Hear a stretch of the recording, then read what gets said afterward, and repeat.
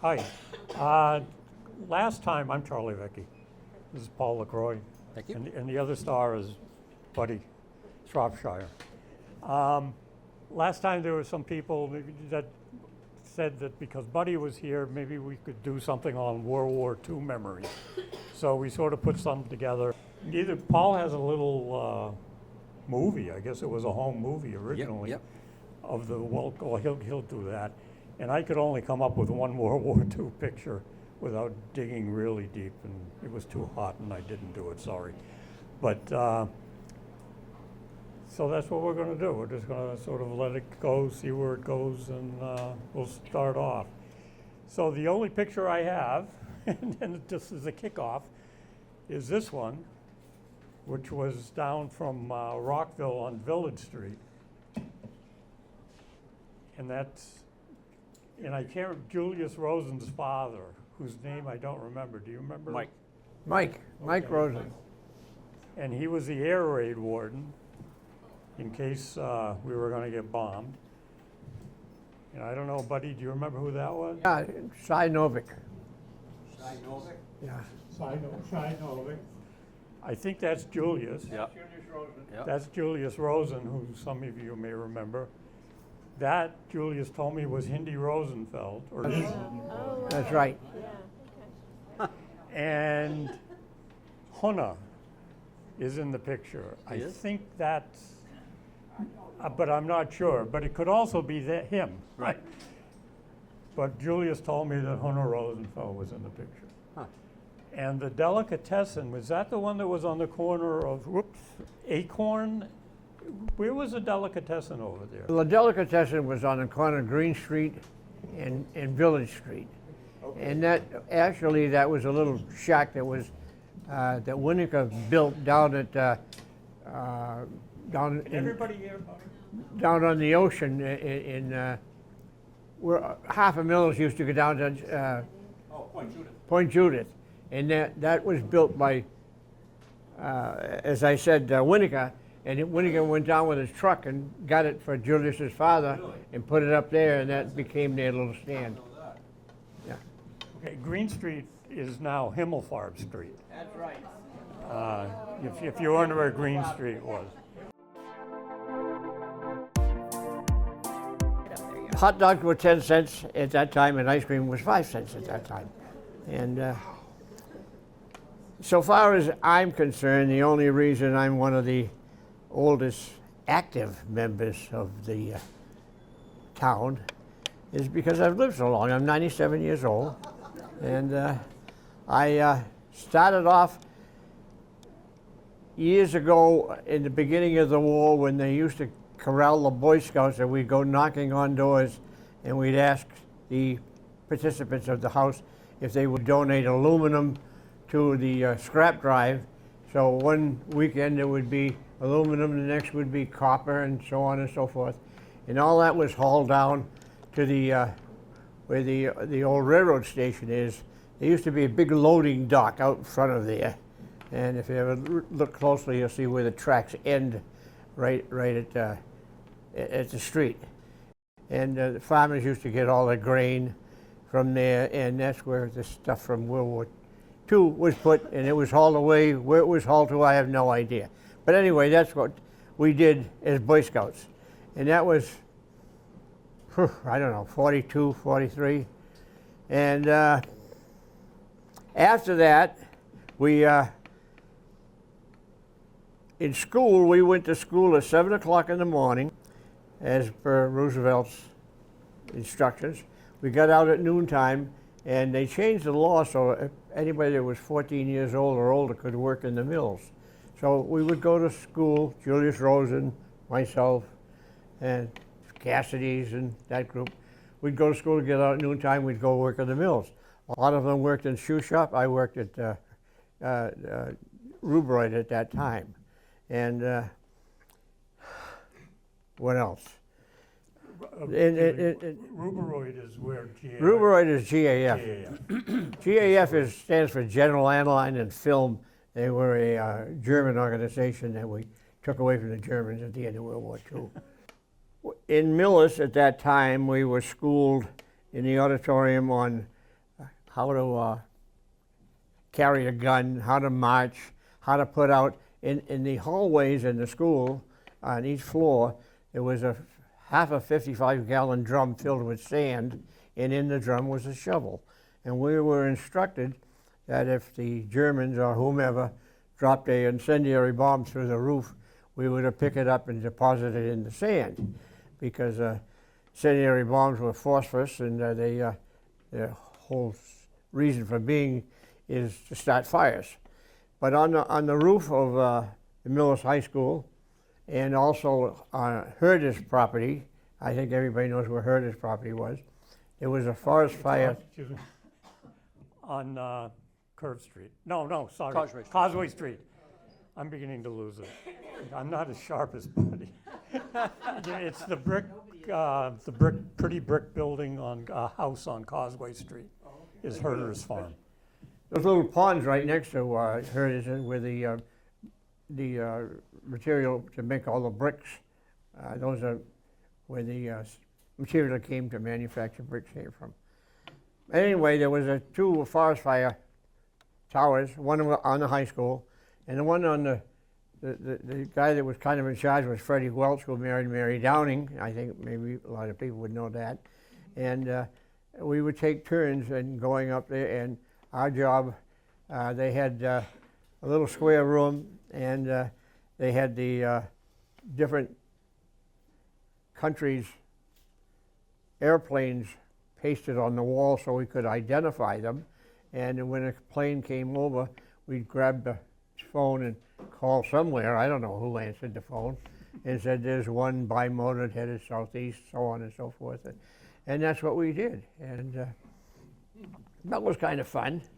And of course, when we worked in Rubroid, I have to be careful what I say, because I can talk about people that somebody might know, and I've done this before, and they get angry with me, you know.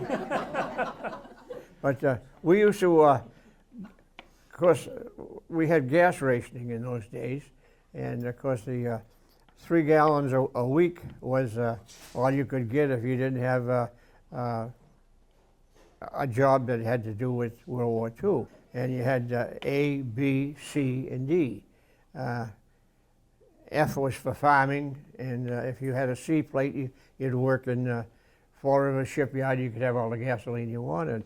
But those of us who worked at Rubroid, for example, the asphalt was hauled in by trucks out of the port of Providence, Rhode Island.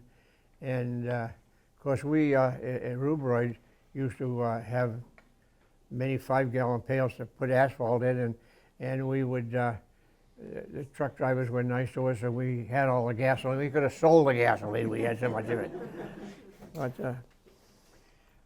Should we move on? And yeah, we'll be back to you. good. Yeah, it's enough of me anyway. I have a question. Oh, do your cousin? When you're saying the high school, what building are you referring to? Right here, This building This here. building? Yep. this building right here, Okay, we're pointing. right on top of this roof. Yeah, I think the building was completed, the final section, I think, was in 35. Yeah, yeah, I remember when they So finished it. It was, by 1935, it was the form it's in now. This room was the manual training room for the Millis High School, and I made my first table for my mother. And our teacher, his name was Roscoe Twombly. Yes. I have a question. What was it like? I wouldn't remember it, but what was it like when you had to take grenades and put them in the sand? I mean, and had to know which plane was flying overhead? I mean, it's such a real thing today. Well, I'm wondering what it was like for you. all the pictures of the different planes, whether they German or Japan, were pasted on the wall so that you could, whatever flew over, you could fairly identify it, and that's what you'd call in. Now, so far as grenades goes, I've seen grenades, but I never had anything to do with them. It didn't make you nervous and No, not when you were 17 years old. oh, okay. There were 7 of us in my class that joined the Coast Guard on It was a Memorial Day. It was Four-leaf clover day. What was that one? St. Patrick's Day. And I'll tell you this about it. I went to, was inducted, and I went to New York and to the basic training. Then I went from there to the Naval War College in New York and in Rhode Island. And then I went aboard the ship, the Monticello, which was AP-61. Everything had a number in those days. And we went back and forth to Europe hauling troops. I went to, the Middle East, Africa, Naples, France, you name it. We could carry 7,000 troops. And if you can imagine, my ship was a former Italian liner County Grandi. It was taken away from the Italians. It was down in the South Pacific somewhere. They take out all the staterooms, because I was there. And when they took the staterooms up, every 7 feet or 8 feet, they put a post to the wall. And don't forget, there were 5 decks. Every 7 feet, and they'd hang these bunks down on chain. And that we would pack 7,000 troops in those things and go to Europe with it. And it was kind of fun, I was in the bottom of the damn thing making fresh water out of salt water, and anything that we had a little problem in Gibraltar, but I didn't see nothing, They don't tell you anything either. I think, isn't there a picture of your ship up on the second floor? If anybody's interested, where the selectmen meet, there are some cabinets with stuff, and there's one cabinet that has a lot of World War I military stuff. and World War II in it. Right, and there's I a put all picture that of stuff. Buddy's ship in there. And I also, for me, I'm the guy that we decided at the Legion to put the various monuments around town for the 10 fellows that were killed in World War II. And I was the kind of the clerk of the works. I designed the stone. I had Paul Robinson's outfit make sure that we were on town property. And I went to Ackerman and had these slants, which was the stone made the way I wanted it, 2 foot by 1 foot. And I put them in 11 places in the town of Millis. And the big one out here used to be on Grant Square. I probably have to tell you what Grant Square was, but that was made out of wood. They took it out of there and put it up here, and then from there we contracted an outfit from Quincy to build the big one that's out there now. Yeah, Grand Square is the, tell me if I'm wrong, is the intersection of Lavender and Exchange across from St. Thomas, right? That's right. So that's where Grand Square was. Oh, okay. I had something else to I don't know what I was going to say, but I forgot. I don't know what I was. He has a better memory than me. Question, could you tell us what was his job at GAF?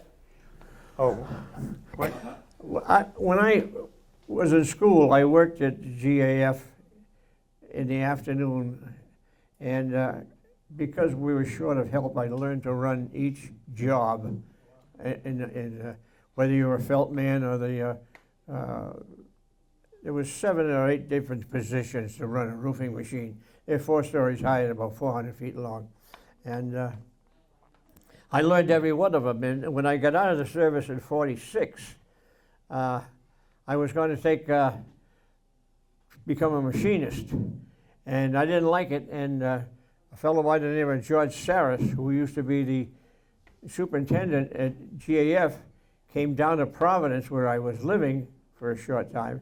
He said, "Come on back to Rubroid, we need you." I spent 26 years and became the general roofing foreman. Wow. And I left there and hooked up with the Simeone Corporation. I spent 25 years with them, and I've been retired for 34 years.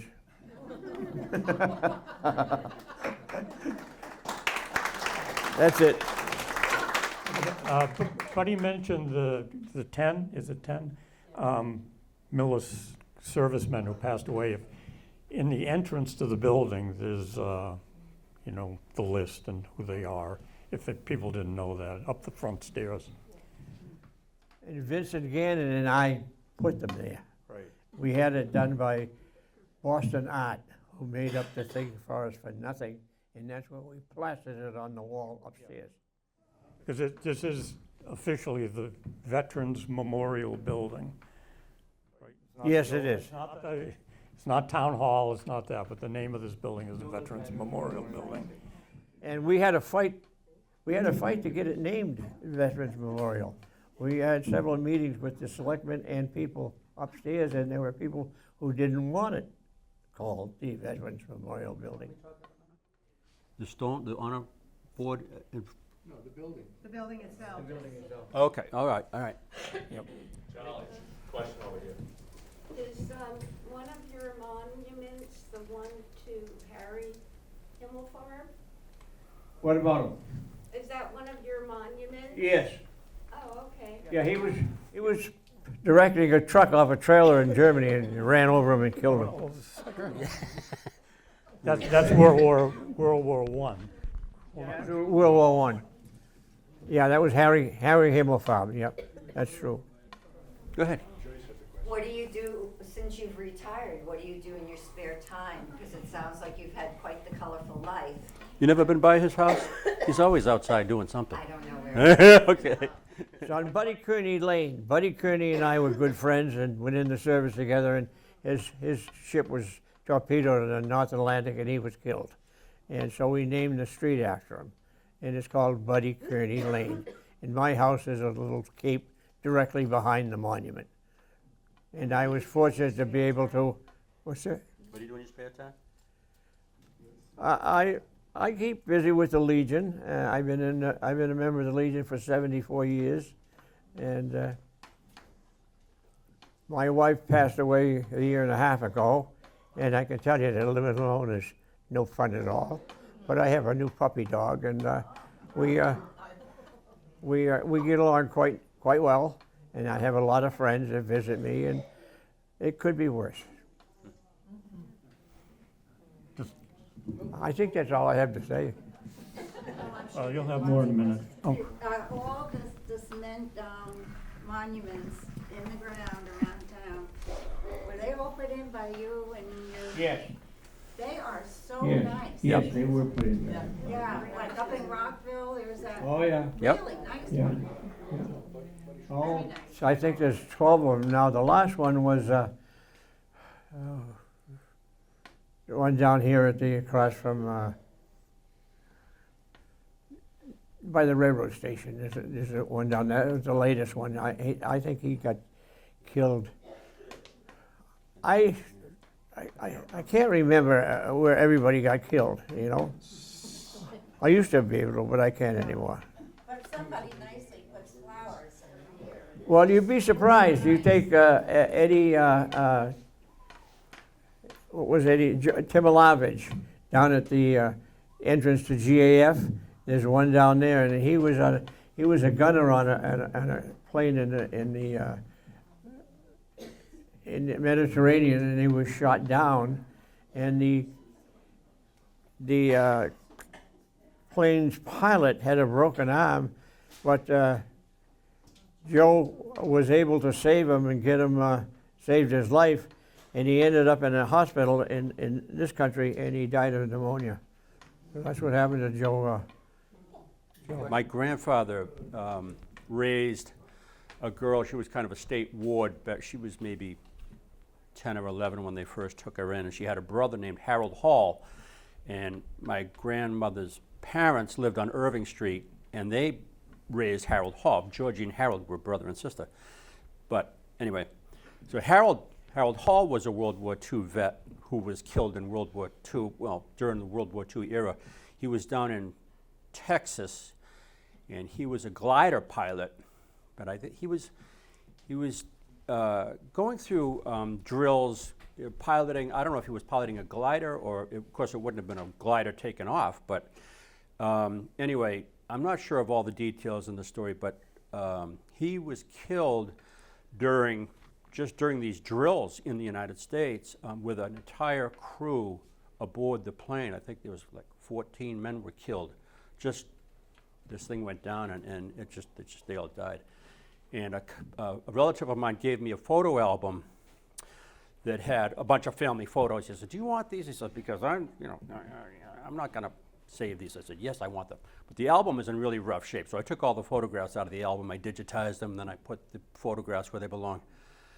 And I threw the album in the wastebasket. I was done with it, except for these 2 postcards from Utah that had been pasted to the thing. And it's like I couldn't get them off. So I was like, I don't care anything about Zion National Park. So I threw it in the wastebasket. And I walked away, and then I walked back. I said, there might be something written on the back of these postcards. And so I went back and I pulled the thing wiped the coffee grounds off the thing and pulled them. And I took the postcards out, not caring about, the paste, and sure enough, there were 2 postcards from Harold Hall to Papa Stevens down on Irving Street. And it just answered so many questions. The reference to Papa Stevens and Georgie's, I call her my Aunt Georgie Wells, Georgie Hall, her son, their son lives out in Michigan now. I just wound up getting a couple of LaCroix Bottling Company calendars from him less than 6 months ago, and that was nice. But so Harold Hall's memorial is down at Toll's Corner in Millis, where Middlesex Street and 115 diverge. And so anyway, that was the story about Harold. Didn't want to forget Harold Hall. Go ahead, yeah. I live on Clues Road and I know nothing about the Clues story. Is there a monument for? Yes, there's a monument. It's a double monument for both of them. The Calouse boys had horses. They loved to ride horses, and they were in the Pacific Theater of Operation. As a matter of fact, when one of them was shot and killed, he was carried out of the jungle by a cop brother from Medway, whose name was, what the hell was his name? Well, anyway, when we presented the monuments, we knew the whole story of the. I have it home written down somewhere. Do you know where their monument is? Yeah, of course I do. I put it there. I don't know where it is. It's right next to the fire station in Rockville. Oh, okay. I have to go to Yeah. Speaking of World War II, I'm sorry, go ahead. Yeah, I think they were in my dad's old division in Maricel. And your dad's what? Old division in Maricel, World War II. I believe they were the first Army division deployed in the Second World War to the South Pacific Solomon Islands. I think first port of call was Guadalcanal. Really? Yeah, they took over. They took over from the Marines after the Marines had taken them. One other guy we can't forget about, because we all knew him, was Sliver Murphy. Sliver didn't die in World War II. Sliver was a tail gunner in a B-52? B-17. He flew 26 successful missions over enemy territory as a tail gunner. And I heard this, and I said, well, I got to interview this guy. So I asked him if he would be okay with an interview, and he said, yeah. He said, you know where I live? He gave me his room number over at Kennedy Terrace. So I went over with my tape recorder, and we went in, and we started shooting the shit a little bit. And he says, so do you know why they call me Sliver? And I said, is it because you get under people's skin? And he says, no. When he was young, he could stand behind a sapling and you wouldn't be able to see him. He was so skinny. But he told, yeah. When he was old, too. Yeah, that's right. But he told me that about all the different, he talked about the mission to, Market, what was it, Market? Oh, Market Garden. In Dresden Ball Bearing Works in Germany. Market Garden or something. The Ball Bearing Works in Germany. Thousands of troops behind enemy lines, and he was in the planes bringing troops, and you could see hundreds of planes coming back after having dropped the troops. And just listening to this guy talk, he says, but you know that seat in the tail gunners, He said, you couldn't sit on the one they gave you. He says, because if you did, after a mission, he said, you'd be peeling yourself off this seat.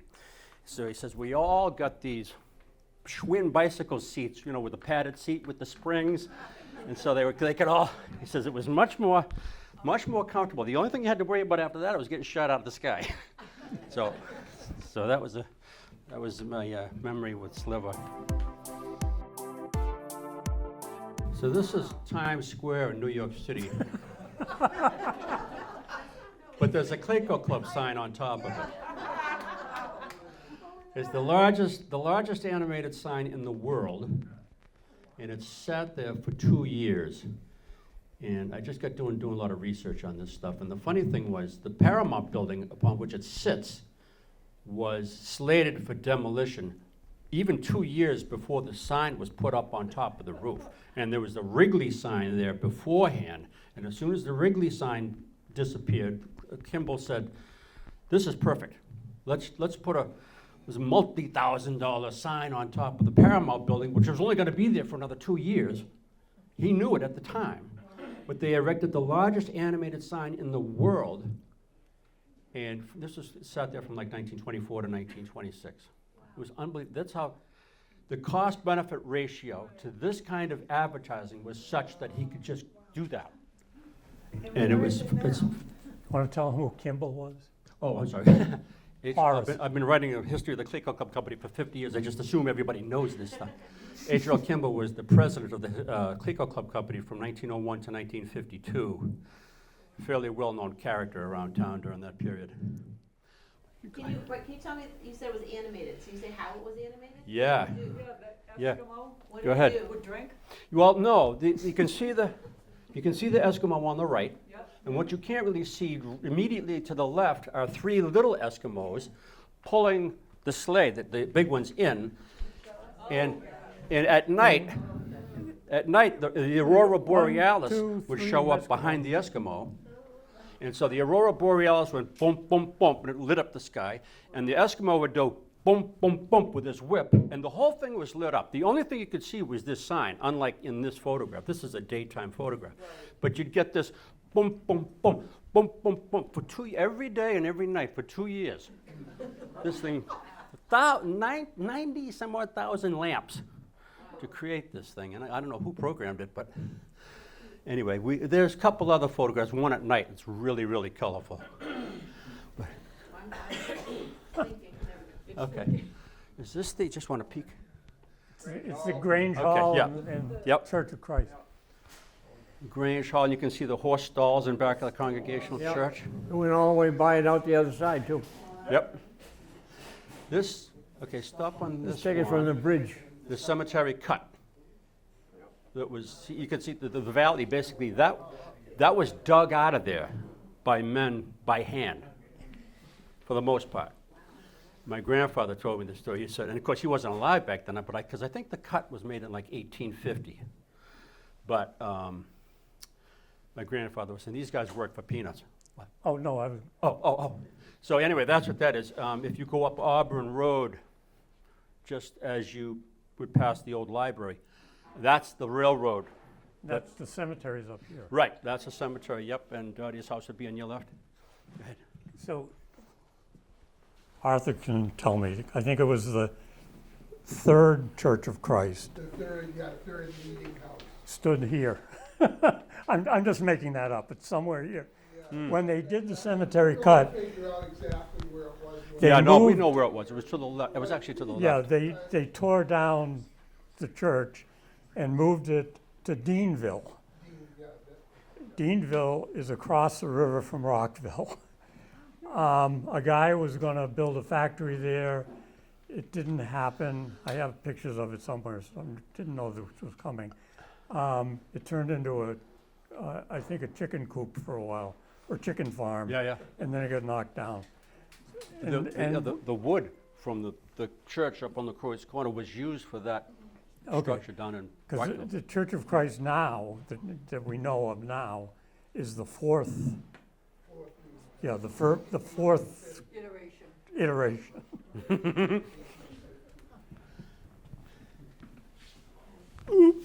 Go back to my hole. Oh, you figured that thing out, huh? Yep. Good for you. This is a very old photograph of the railroad trestle going over the Charles River down by Dover Road. It even predates one that was there before the one that's there now. This, I don't know the date of this, but it's gotta be, it can't be much, it's gotta be close to Civil War era. I'm sorry. Because I have another one, and it's a more modern image. But this is a railroad bridge. I found this on eBay. I was like, oh, I got to get this. And now, anybody know what this is? Dig a hole. There you go. Yep. If you walk, a lot of people walk by there today, and it's almost unrecognizable today. But as it is, as you see it here, it's a nice looking place here. Millis has owned that property at the time.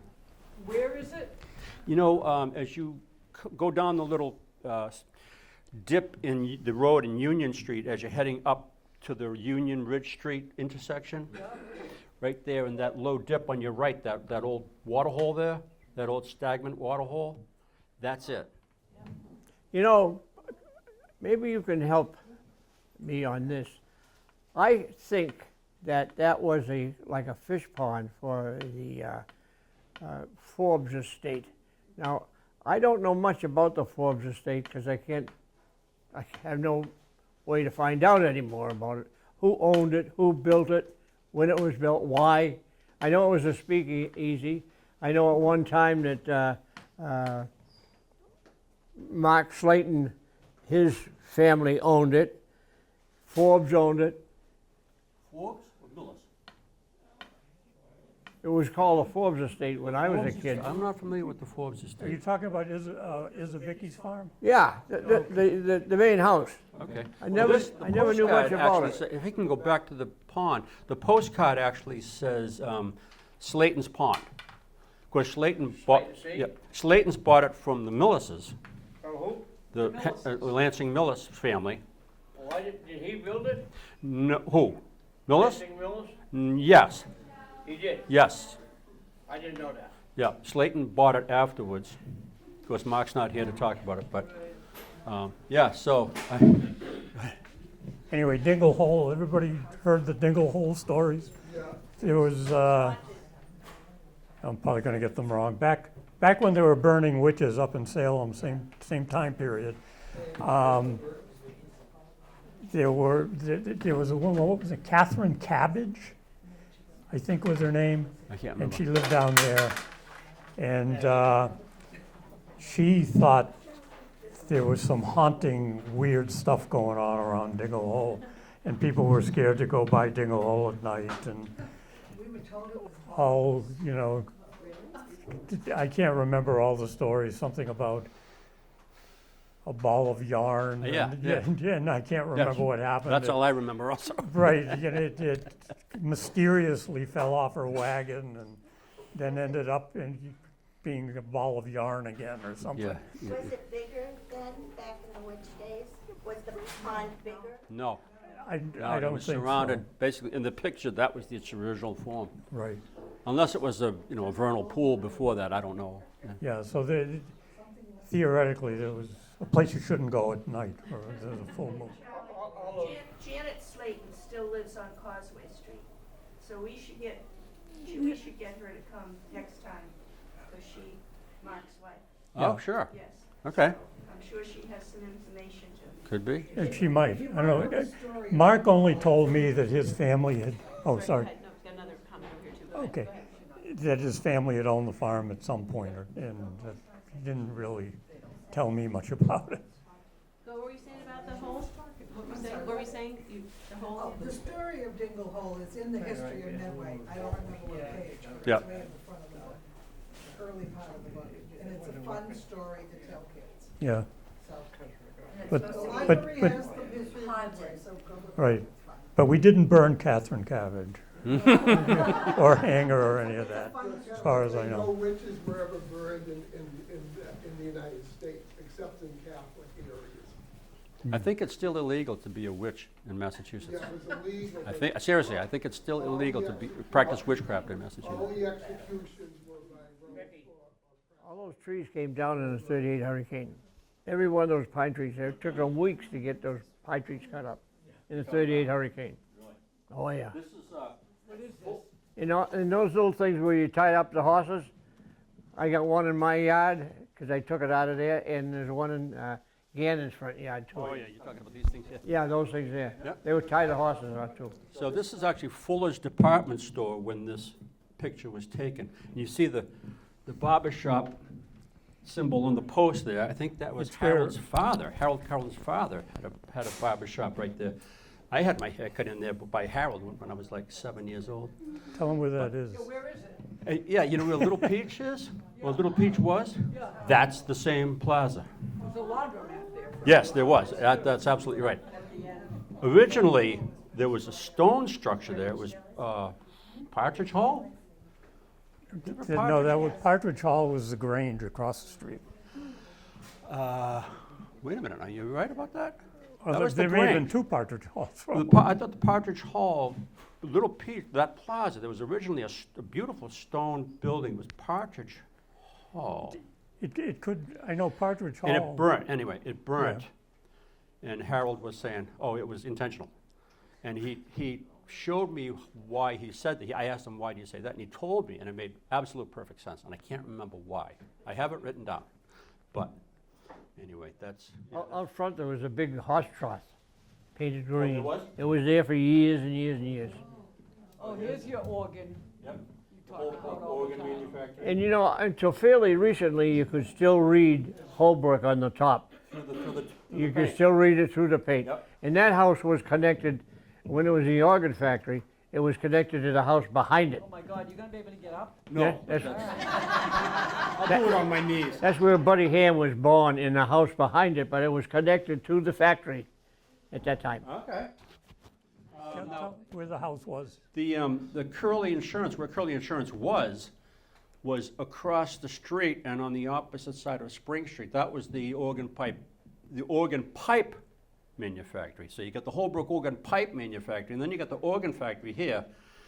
And there was actually, Where the new police station is? Across the. no, that would be, say, there's a road right here, Auburn Road. Yeah, Auburn. And then the police station would be, so this is, but if you come across the street, on that side is where Curly Insurance, that's where the organ pipe manufacturing was. okay. Yeah. And the building next to it was the police station. Say that again? The building next to it, as Yes. you can see, was the police Right, station. right.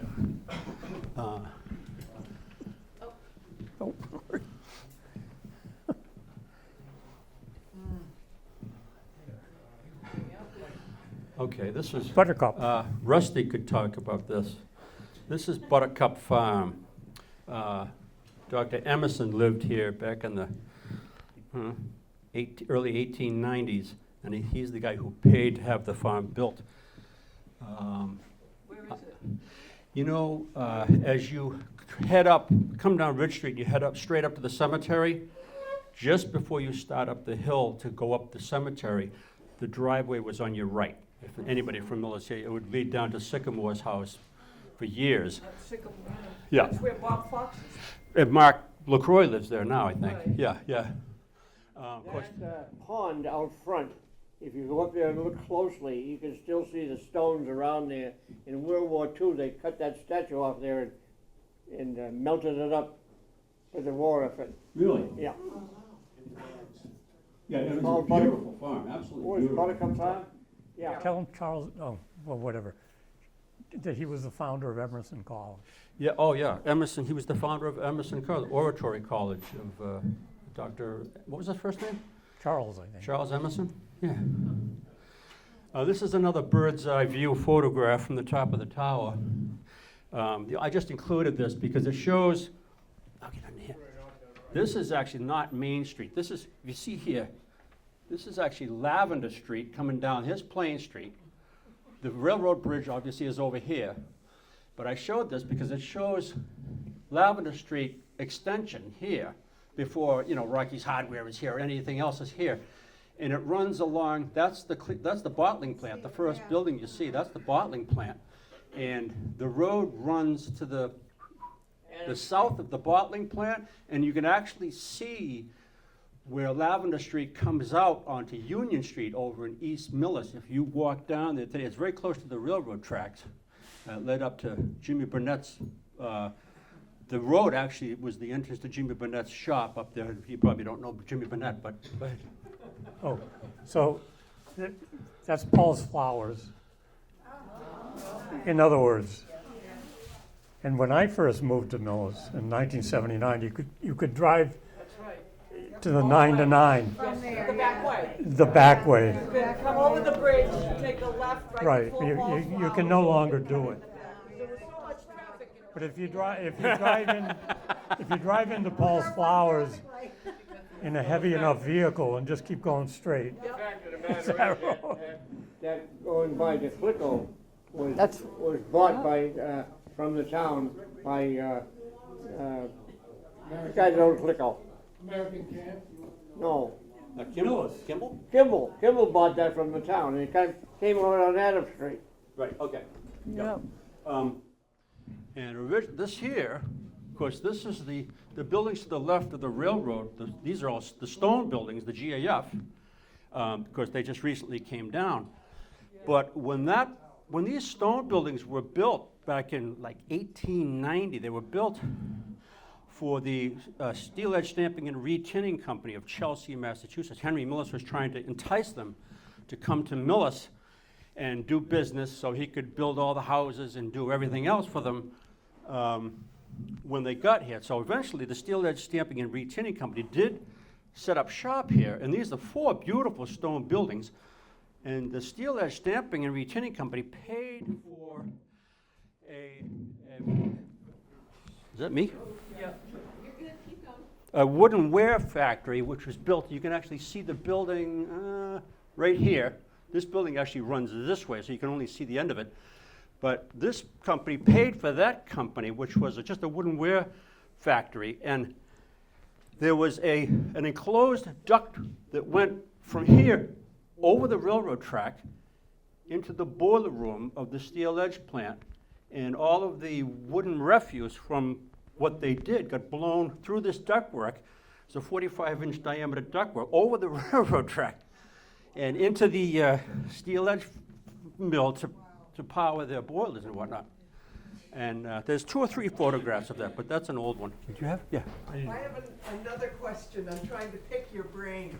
I used to own the Koza House in Rockville, and the Underground Railroad, I was told it was part of the Underground Railroad. And Ed Perry, we had almost a wraparound porch, and he would pull up boards every now and then to replace them. And we pulled up some boards, and I think, Charlie, you came over and looked at it. But if you look down underneath the boards, there was a door, and then in the basement went up until the kitchen, and the kitchen had no basement. So the story went that there was a room underneath there. Did you ever hear anything about the Underground Railroad or any news on that? I had heard about it, and there was another one up across from Judge Williams' house, a brick house, that was part of the Underground Railroad also. Where Greco lives. yeah, where the Grecos are now, and it's one of the Richardson's house. Okay. On Orchard Street, 115, you cross over the brook, then you start up the hill, and on the left there's a brick house. I've never seen it, but there's supposed to be a hidden room there. Barnes has underground too. Yeah, there was a couple other locations in town. One of them was if you head down 109 toward Medfield and you take a left onto Bridge Street, the house right there on I think it's Nancy's house. it's kind of on the corner. Josias Adams. What was it? Josias Adams. Okay. But I was Harold Curran and I went down there. My father said that was baloney, so what can I say? That's Nancy Gittens' house. Oh, you're kidding? No, he was Yeah. very, Oh, Nancy. Okay, I did. yeah, Okay, so I'm right? yeah. Okay, thank you. So, no, the owners of the house, Sorry to be so blunt, but No, no. that's exactly what he said. thank you, but let's see, I'm thinking the house that we went in was not the one you were in, I don't think. It was a different one. It had been refurbished, and Harold and I went in there, and they took the throw rug off the floor, and sure enough, there was a trap door that opened up. Nickerson's, okay. That sounds like you know what you're talking about. I can't remember the name. Well, you have to remember the story of that house.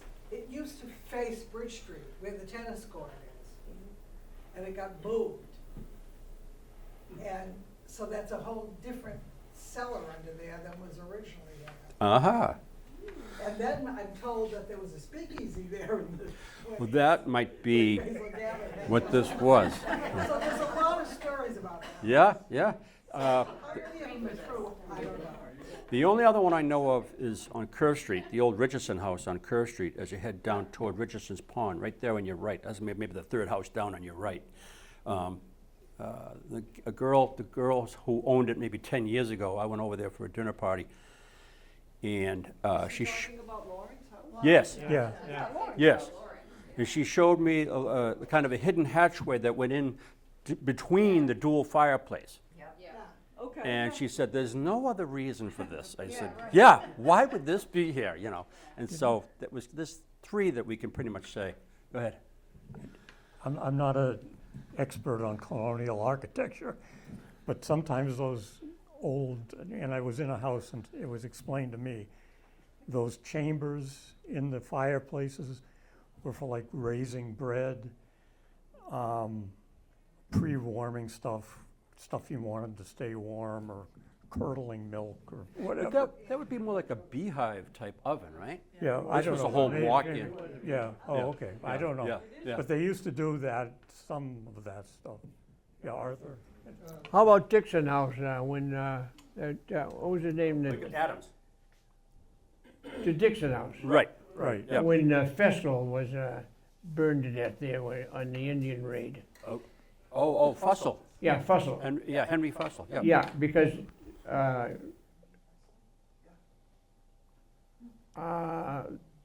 the guy we were just talking about, Evan Richardson. Evan Richardson's real name was Evan F. Richardson. Well, the F was for Fessel. Really? Yeah, Oh, I didn't it was know his great-grand, Alright. something like that. Yeah. During the. Go ahead, Charlie. The burning of Hatfield, there were Yeah. fusses. Yeah, Arthur. Basically, that is a true story about what Lawrence, which we knew, old timers knew as the Lovell House. I know the Richardson Lovell House, about the Underground Railroad. Because one of who researched it was one of my best friend, Mike Albaney's mother, who was very active in the Historical Society. She actually got it going again back around in the 60s. And, but I had always heard too that I've heard so many Underground Railroad places debunked. And one that was basically, because of the age factor, was basically rock lawn. Rock lawn wasn't built till the 1870s. Wasn't built till the 1870s, so it just doesn't fit. Sometimes you can find stuff. But yes, I always heard in Lovell's house, and I was in that house a lot Interesting. back then, and got to see some of the features, and Mrs. Lovell was an elderly woman, and she basically would show us the Underground Railroad features. I don't know, this is just a picture of setting up the monument outside the Legion Hall. And I don't know if anybody knows Wayne Simpson. That's his father. Oh, right. I forget his name. Ray Simpson. He was a Ray Simpson too. He was Ray. Yeah. He was a. And this is Buckshot Smith, Arthur Smith. Okay. Yeah. Can I? Let me, their courts. Go ahead. Give me this for a second. Okay. Just a little history I don't know who behind that the is. behind Some the kid. stone. Do you know who that is? Arthur Smith brought it down on his drag with the 2 auction. It came from up there in the Midway Mills line, up Yep. 109. Yep. Yeah, and Arthur had auction at the time with the drag and pulled it down there, and I remember when they did it. Okay. We actually bought horses off this guy back in the 60s. But anyway, Where was his farm? his farm? Yes. You know, as you come down Plain Street, of course, Village comes in on your left, and that's those two stop signs. Yeah. You go up another 50 meters on 115, and it's up on the hill on your right. Okay, so it's Hidden Hill Farm. It's where Maybe they that's do the new wo- name of it. I, Dino, yeah. Yeah, Vincenzo, yeah. Behind me. yep. But there's a story, but the story behind of course, that stone was what the plaque was put on. The World War, I think it was all the war memorial names were put on a plaque and put on that stone, which is now on that plot of land across the street from the Congo Church.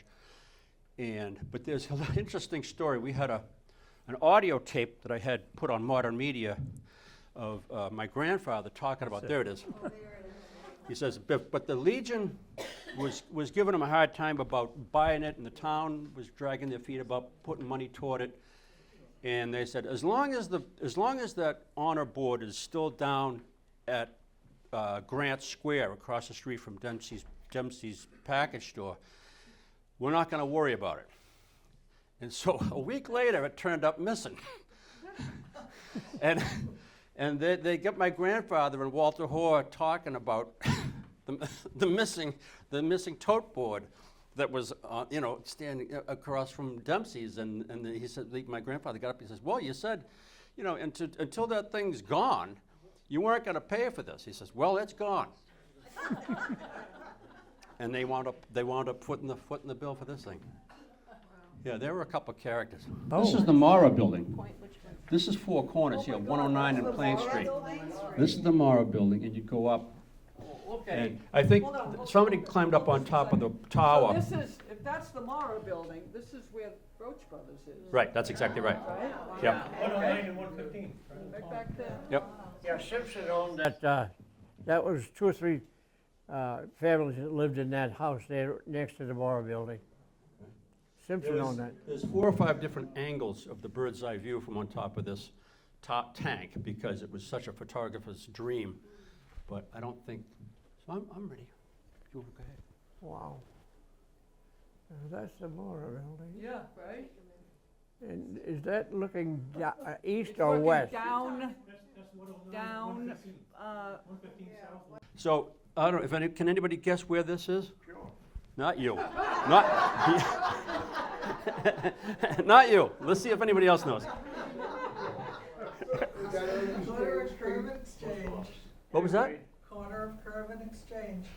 You got Nancy, very good. Yep. That's the Millis Post Office. Stamps there. Okay, really? That's funny. So that was the Millis Post Office at one point. She says she's at the corner of Curve and Exchange Street.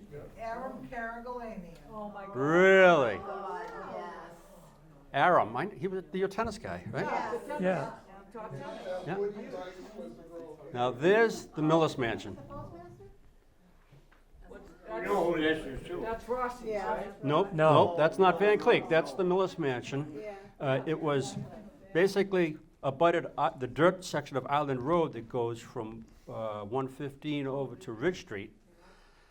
And, the ridge in back of the soccer field that's there was actually a roadway that connected the mansion to the building that I think we showed you earlier, the Oak Grove Farm building, and it's lined with trees on either side. Originally, they were just saplings, but of course today they're all down because they're so old.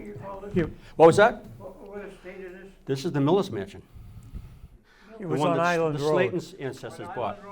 Yeah. Yes. It burned in 1924. Okay. 03. Oh, it burned? Because I heard it just got so dilapidated. I don't You know. were saying it was a speakeasy at one point. What? A speakeasy? Oh, yeah, it was. Well, my father said it was, so. Yeah. I thought, I was read something about it from the 1930s, but I mean, that could be wrong. I don't know. So there's no remnant of it at all? That's correct. It is gone. That's why we value these photographs. In front of the, well, I don't know, So was it a fire, or did it just fall? I to think it just went disrepair? into disrepair. whatever. Whatever. It was 1924. But, yeah, right in front of the playground, there's those rows of trees behind the soccer field. Yep. If you follow those rows of trees, you're slowly dying of old age. Yeah. you'll come to two granite posts on Island Road. And that was sort of like the Entrance. entrance to that across Island Road Yep. from the farm. You know, the reason I say Diggler Hole had something to do with that estate is because I used to trap muskrats in that whole field out there. And there was macadam walkways that went all the way down to the fish pond. That's why I thought it was a Yeah. fish pond, you know? Yeah. And in those days, the hard road was, it was called macadam. And that was because the guy from England by the name of David McAdam was the guy that started mixing that stuff together, and it took off. I can't really see anything but goldfish living in that pond. So here's I think we showed this last time, the Adams School. And this is a pretty good picture with the tower. Yeah, that's the water tower they were taking the pictures off. Yeah, yeah. All the bird's eye view photographs are taken from the top of that tower, which I guess was built right around 1893, because there are photographs in it from the 1893 town report. It's in your book. Yeah, Yep. and it's where the fire station is. The schoolhouse, the Adams School, of course, there was a bell up in the belfry, and there's a wonderful audio tape of my grandfather talking about the bell, all about, because he used to have to go to school here when they were kids. It's like the bell rang, and after so many minutes, if you weren't in your seat by the next bell, he said you were late, and there were no excuses. None. You were staying late, whatever. And he talked about every July 4th, the kids would do some prank with the bell. They'd ring the bell. And so the constable, Thorne, got wise to him one year. He said, well, they're not going to do it this year. And so the kids went up, and they tied a string to the bell. They tied a rope to the bell. They strung it down the back of the rope over to Follansby Place, I guess the next door anyway. And so 12 o'clock comes around, they start ringing the bell from a remote location. And so Thorne goes up into the belfry, and there's nobody there. He says, the hell's ringing the bell? Well, after a couple of years, he figured it out. And then another year goes by. My grandfather's telling the story. He was obviously involved because no one else would know this.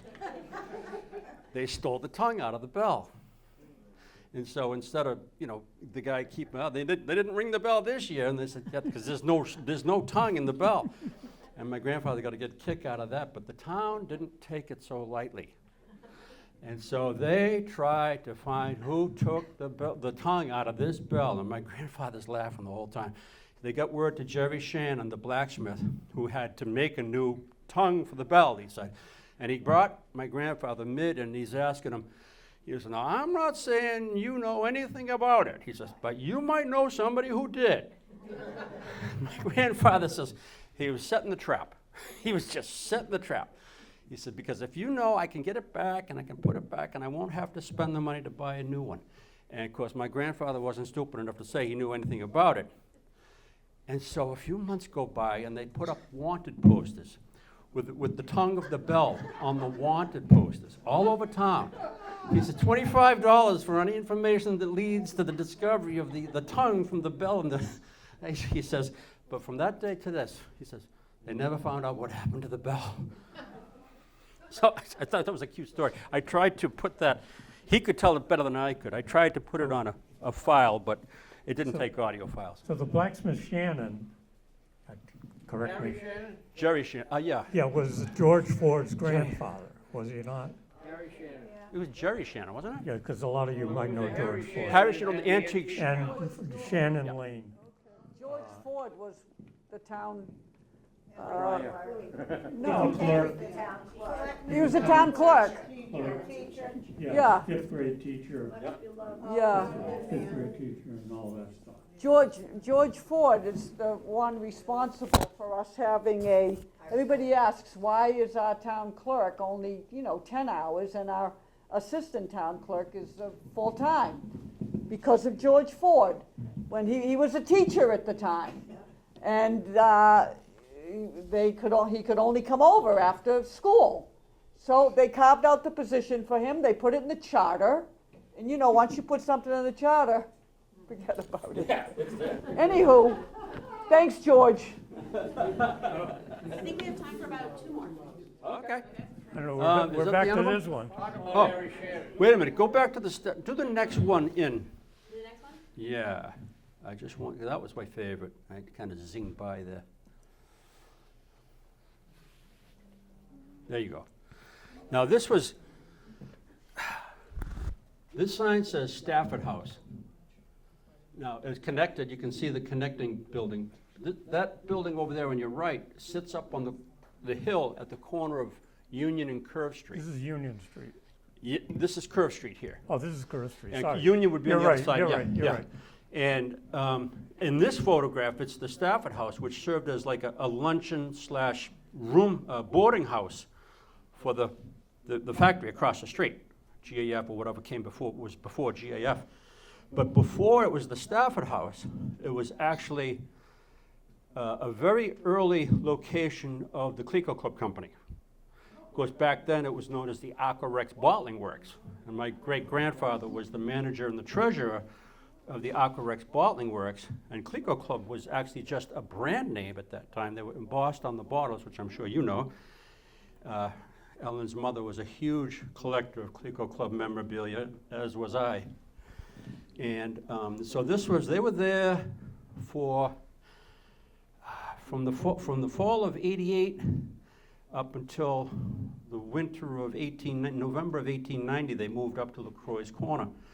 But during the summer of 1888, even before they moved into here, a lot of the newspaper headlines talk about the soft drinks that were being shipped to Boston, different flavored soft drinks. It's like, and then you don't see the fact that they moved into this building until the fall of 1888. See, I'm saying to myself, okay, where were they making soft drinks before this? I don't know. It doesn't appear anywhere. I'm assuming it's LaCroix Corner, but I could be wrong. And if there's one more, we'll do one more. I'm not sure if there is. You know who lived there in the 40s? Not Jake. Ravelli's.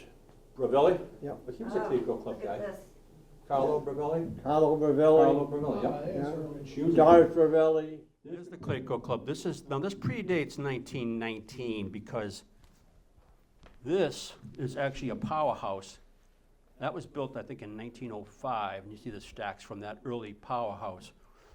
And so I say it's before 1919 because the new powerhouse was built in 1919, and that's not there yet.